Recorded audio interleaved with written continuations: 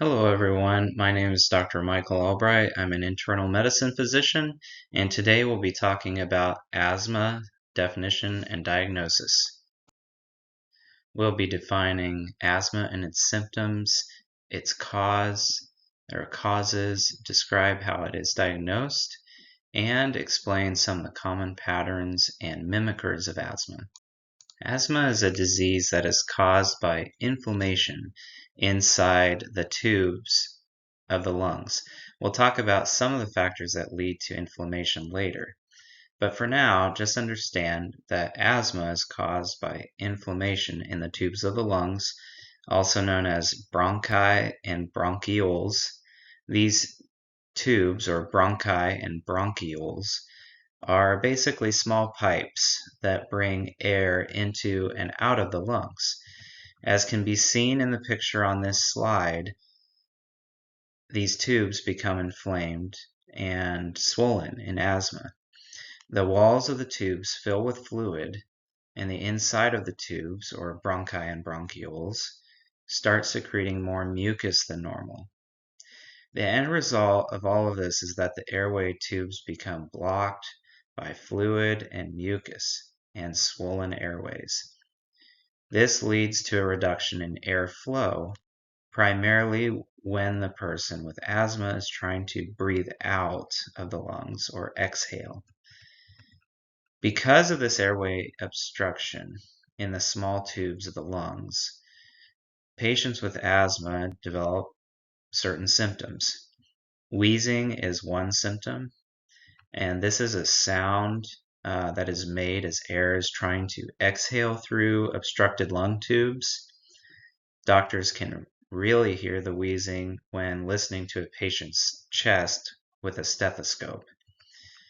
This wheezing may not be audible without a stethoscope. Another symptom is shortness of breath. Patients feel short of breath when they can't exhale all the carbon dioxide out of their lungs as quickly and efficiently as they need, or if they are not getting enough oxygen. Chest tightness and cough are other common symptoms of asthma. Asthma symptoms are sometimes mild and sometimes more severe. They are often intermittent. They may not occur all the time. Sometimes they do occur frequently, and that is the case in more severe asthma. The tubes may not be inflamed all the time, and that's why they may not have symptoms all the time. So what causes asthma? Well, it's really caused by a combination of hereditary and environmental factors. First, asthma may run in families, and you can see the DNA on the left-hand side denoting a hereditary condition. So patients who have hereditary asthma typically have the allergic variety of asthma.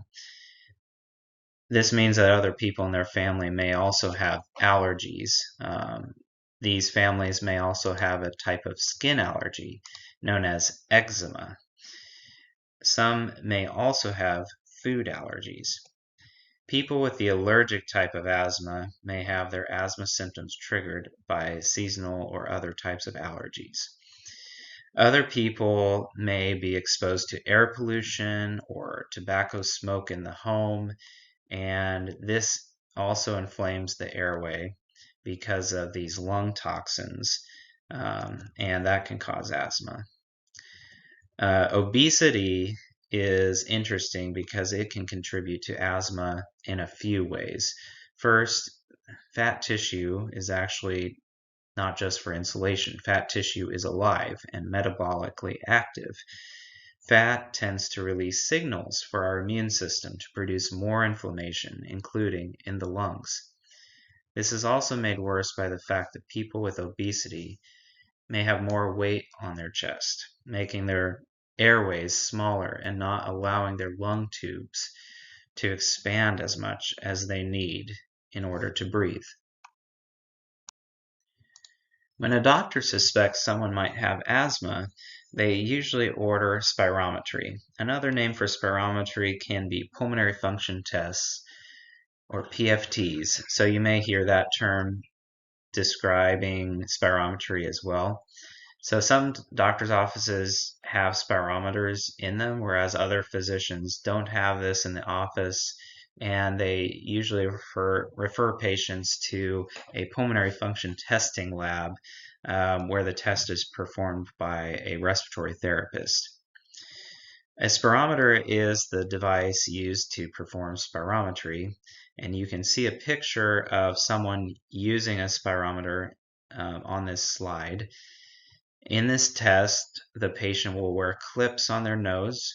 They'll place a good seal with their lips around the mouthpiece of the machine, and then the patient will quickly take a full deep breath and then exhale as fast as they can, just like you'd do if you were blowing out numerous candles on a birthday cake. This testing will show how much air volume was breathed out in the first second, as well as the total amount of air breathed out. There's some medical terminology where the amount of air breathed out forcefully in the first 1 second has a name. It's called the forced expiratory volume in 1 second, or FEV1. And the FVC, or forced vital capacity, is another measurement obtained with the spirometry test. The FVC shows the maximum amount of air the patient can exhale after a full inspiration. So probably the most important thing that doctors look at on this test are the ratio of the FEV1 and FVC. If this ratio is reduced below the lower limit of normal, it suggests there could be obstruction of the airways. Asthma is one such disease that is known as an obstructive airway disease. So asthma could be suggested if the FEV1 to FVC ratio on spirometry is reduced. If the FEV1 to FVC ratio is reduced, the patient is typically then given a medication to open the airways known as a bronchodilator, such as albuterol, and then retested. So usually the albuterol is given either using an inhaler or it can be used or given using something called a nebulizer, which makes a mist of medications that the patient breathes in. So after this albuterol bronchodilator is administered, the spirometry test is performed again, and if the FEV1 or the FVC increases after using the bronchodilator medication, and it increases by 200 milliliters and at least 10%, it's considered a positive response to the bronchodilator medication. This positive bronchodilator test is highly suggestive of asthma. So for asthma testing with spirometry, you really need two things. You need to see there's a reduced FEV1 to FVC ratio, and you need to see there's an improvement in those numbers after the administration of a bronchodilator. Many people with asthma only have inflamed or irritated airways on occasion. If they do the spirometry test when the airways are not inflamed, the spirometry testing may be normal, but they could still have asthma. So there's this other test called the methacholine challenge that can then be used to help confirm or refute a diagnosis of asthma. We'd especially want to perform this test to confirm asthma if we saw that the patient was responding to inhalers, but their spirometry testing was normal.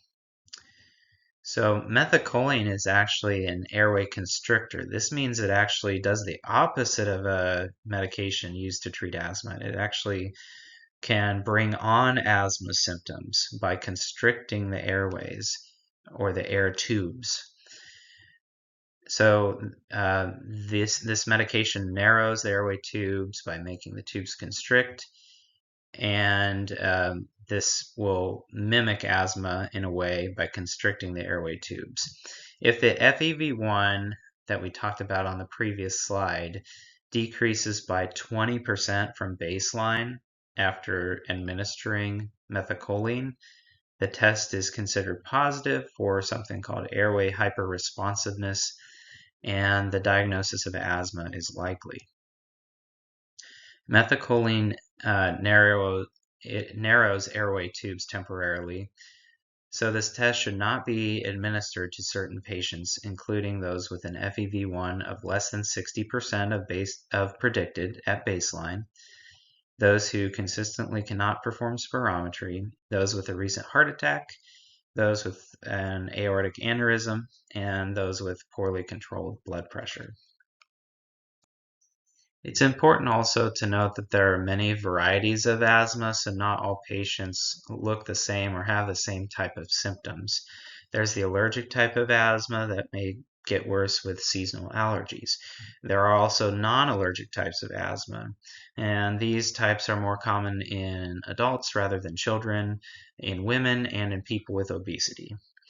There are irritant-induced causes of asthma, such as a one-time exposure to vapor, fume, or smoke. There's also occupational asthma, so you may work in a factory or something where you're exposed to fumes, and your symptoms always tend to get better on the weekend when you're not working, but they're worse during the week. There's also exercise-induced asthma, where the asthma may only come on when you're exercising and you need an inhaler right before you exercise, but really no other time.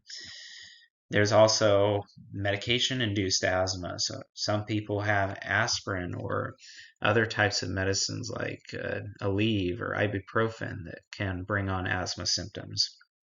We've talked about how obesity can be associated with asthma.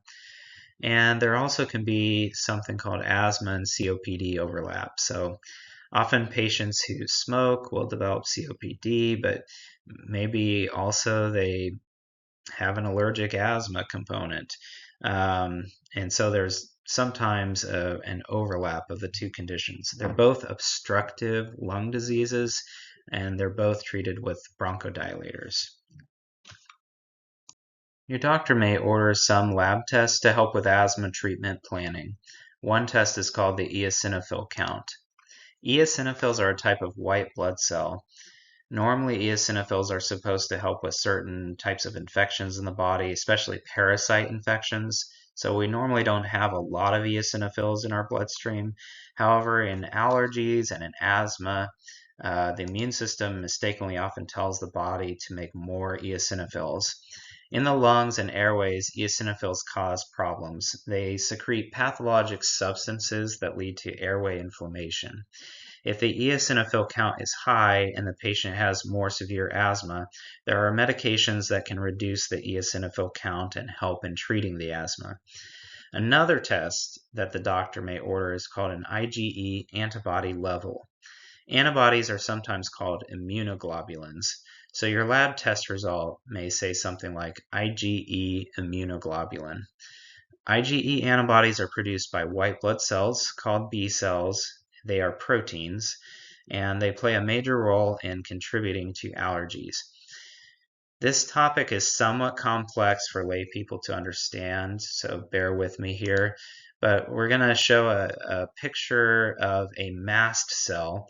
And attached to the mast cell, you can see the green IgE antibodies, and then there's a star shape that's mimicking an allergen. So let's say that star shape, that yellow shape there, is ragweed or some sort of pollen that the patient is allergic to. So the pollen or allergen is circulating in the patient's bloodstream, and it comes across this mast cell with these IgE antibodies attached to it. So what happens is when that allergen attaches to the IgE antibodies, it triggers a signal inside the cell telling this mast cell, which is a type of immune blood cell, to release its contents. And usually what mast cells release is a substance called histamine. And histamine can lead to allergy symptoms and also constrict the airways. And so this is why antihistamines such as Claritin, Allegra, Zyrtec are used to treat allergy symptoms. But it's also why there are now some advanced treatments to lower IgE levels for patients with more severe asthma of the allergic type. Certain diseases can mimic asthma and sometimes fool doctors, but your doctor should be able to help you to ensure the right diagnosis is made by running the right tests. As we talked about before, asthma and COPD can look similar to each other. COPD is more common in people who smoke. Other names for COPD are emphysema or chronic bronchitis. There's also something called vocal cord dysfunction, which is really kind of it's a wheezing sound that comes from the throat rather than the lungs. So it's not a problem with airway inflammation or asthma. It's more like the vocal cords are closing when they shouldn't. Heart failure can sometimes mimic asthma because when a doctor listens with a stethoscope with patients who have fluid in their lungs from the heart failure, it can cause wheezing. So we call that cardiac wheezing when it's caused by heart failure. Cystic fibrosis is a genetic condition most commonly diagnosed in childhood that can lead to infections and also cause shortness of breath and mimic asthma symptoms. There's also something called subglottic stenosis. It's a condition in the throat. It's fairly uncommon, but could also mimic a wheezing sound and mimic asthma. There are others, but this is just an example of some of the things that doctors need to think about when we're making sure that whether or not patients have asthma.